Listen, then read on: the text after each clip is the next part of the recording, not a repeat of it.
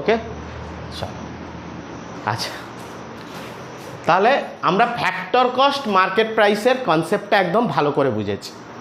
এইবার আর আমরা কেবল দেশের মধ্যে বা ডোমেস্টিক টেরিটরিতে থাকবো না, এইবার আইপিএলের গল্প হবে। কীরকম দেখবে, আইপিএলের সময় কী হচ্ছে, বাইরের কিছু প্লেয়ার খেলতে আসে না তোমার দেশে, আবার ওই বাইরের দেশেও কিছু লিগ হয়, সেখানে ইন্ডিয়ার প্লেয়াররা খেলতে যায়, বা হতে পারে অন্য দেশের প্লেয়াররাও খেলতে যায়।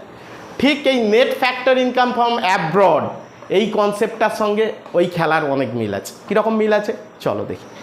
তাহলে net factor income from abroad, এখানে কি ঘটনা ঘটছে না, আমাদের দেশের কিছু রেসিডেন্ট, নর্মাল রেসিডেন্ট বিদেশে গিয়ে কাজ করে এবং সেখান থেকে ইনকাম করে, হ্যাঁ কি না? আবার তাহলে সেখান থেকে ইনকামটা আমার দেশে কি হচ্ছে, আর্নড হচ্ছে। এদিকে দেখো, এদিকে আর্নড, বই বন্ধ আমি বুঝিয়ে দেবো, আর্নড হচ্ছে। হ্যাঁ, আর একটা কি হয় না, বিদেশের কেউ আমাদের টেরিটরিতে বা ডোমেস্টিক টেরিটরিতে ঢোকে ইনকাম করে। তাহলে একটা হচ্ছে যে ইনকাম রিসিভ হচ্ছে, আর্নড হচ্ছে, আর একটা ইনকাম বেরিয়ে যাচ্ছে বা তাদেরকে পেড করতে হচ্ছে।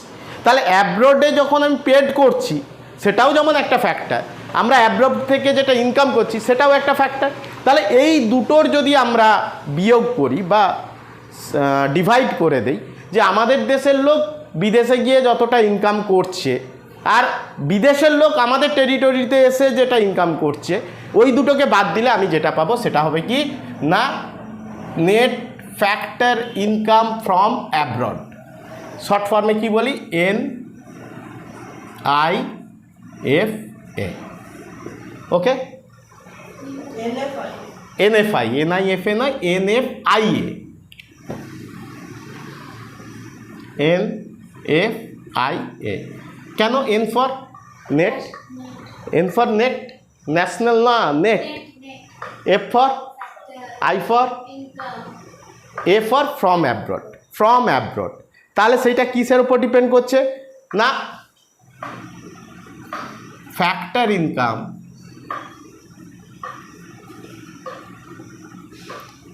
Earned from abroad, earned from abroad, yes or no, মানে আমার দেশের লোক অ্যাব্রডে গেছে সেখান থেকে ইনকাম করছে, মাইনাস ফ্যাক্টর ইনকাম, আর্নড হবে না, তখন শুধু আর্নডের জায়গায় পেড হবে।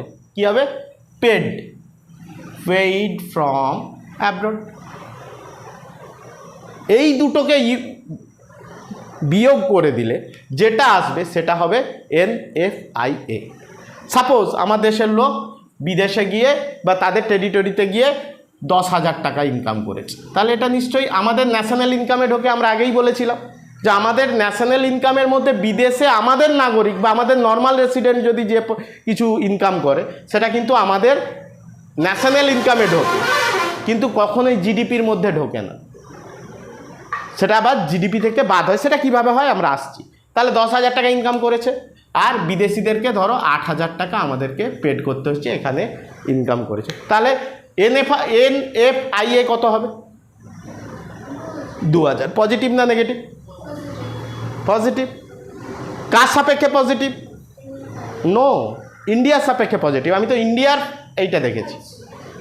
তুমি যদি দেখো যে ইংল্যান্ডের সাপেক্ষে, তার যদি এমন হতে পারে factor income earn from abroad সেটা কম, কিন্তু কোনটা বেশি না, তার ডোমেস্টিক টেরিটরিতে অনেক বিদেশিরা এসে কাজ করেছে, ফাইনাল প্রোডাক্ট তৈরি করেছে, আর্ন করে চলে গেছে, সেইটা বেশি। তখন কিন্তু NFIA কি হবে, নেগেটিভ। তাহলে কখন পজিটিভ কখন নেগেটিভ বোঝা গেছে।